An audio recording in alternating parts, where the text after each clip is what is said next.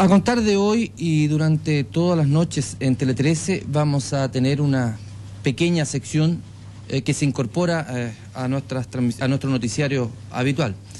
Vamos a conversar cada noche con don Daniel Prieto, que es un especialista en temas de defensa, que nos va a ir poniendo al día respecto de toda esta situación. Señor Prieto, buenas noches, bienvenido.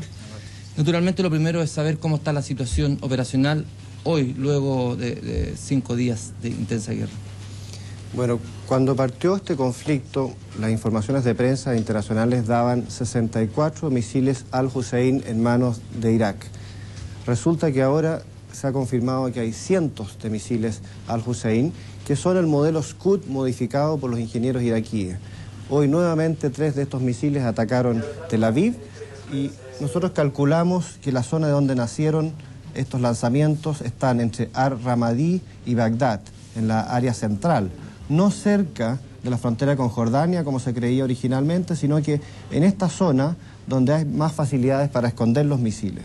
El misil recorrió este territorio y llegó a Tel Aviv. 2 de ellos fueron interceptados por misiles Patriot y otro logró su objetivo. Esto significa que es probable que Israel ya esté tomando las medidas para una represalia. Ellos han dicho que el proceso de reacción está en marcha. Lo que ocurre es que no van a decir cuándo ni cómo van a actuar. Pero no solamente es posible que ellos actúen con un golpe aéreo, atravesando la frontera jordana o por alguna otra frontera de la zona para llegar hacia Irak, sino que también es posible que estén operando con fuerzas especiales.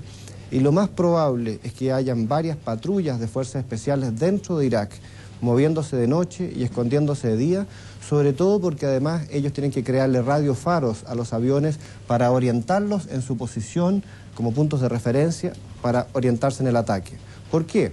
Porque la navegación aérea normal, civil, que nosotros conocemos, permanentemente hay radioayudas para que los pilotos en la noche se orienten. Pero en guerra todo esto está apagado. Y es muy fácil que un piloto que va navegando en el aire, aunque tenga sistemas de navegación inercial, tenga que confirmar su posición con puntos de referencia, para lo cual es necesario tener patrullas de fuerza especial en esta área para orientar la Fuerza Aérea. ¿Esas patrullas de qué nacionalidad serían o serían de la coalición? Son de las fuerzas especiales israelíes. ¿Israelíes? Sí. ¿Y ellos habrían llegado antes de la guerra ahí o habrían ingresado ahora? De las dos formas. Es probable que hayan habido 1 o 2 o 3 patrullas antes dentro de la zona, probablemente muchos más. Esto es especulación, y probablemente otras han sido infiltradas últimamente. La forma clásica, como se infiltra una patrulla de este tipo, es un salto en paracaídas HALO, como se llama en Estados Unidos, High Jump Low Open, que significa salto a gran altura y apertura de su paracaídas muy bajo. Por ejemplo, desde un Hércules, saltar con oxígeno, en una zona que por la altitud está muy helado y se congelan las alas de los aviones, donde el comando salta y vuela en caída libre y abre su paracaídas a unos 2 o 3 mil pies del suelo, de modo de llegar de noche a una posición determinada junto con sus compañeros, y de ahí se reestructura la patrulla y empieza a operar en un proceso largo de días, de semanas, de reconocimiento de un área determinada. Hasta ahora la guerra se ha llevado a través de los misiles de larga distancia o de las operaciones aéreas. ¿Cómo han evolucionado ellas en todo este tiempo? Bueno, a medida que pasan los días hemos ido pudiendo confirmar detalles de cómo se están llevando a cabo las operaciones aéreas. Desde luego al principio surgió una noticia muy curiosa, que al día siguiente un funcionario del Pentágono dijo por ahí que había 712 aviones destruidos en tierra. Eso significaba que prácticamente la Fuerza Aérea iraquí estaba totalmente destruida. Ahora últimamente y poco a poco se ha ido confirmando que casi todo lo que destruyeron en tierra eran maquetas, y maquetas muy bien hechas. Lo curioso es que cuando los aviones usaron sus sensores para confirmar si estos eran aviones reales o eran maquetas, los sensores les indicaban que eran aviones reales, porque también se ha confirmado que las maquetas muy bien hechas, normalmente de madera, algunas veces de plástico también y otras veces de otros materiales, tenían elementos metálicos, elementos de refracción infrarroja, elementos de refracción térmica, de modo que los instrumentos de visión nocturna infrarrojos o térmicos lo confirmaran como un avión y no como una maqueta.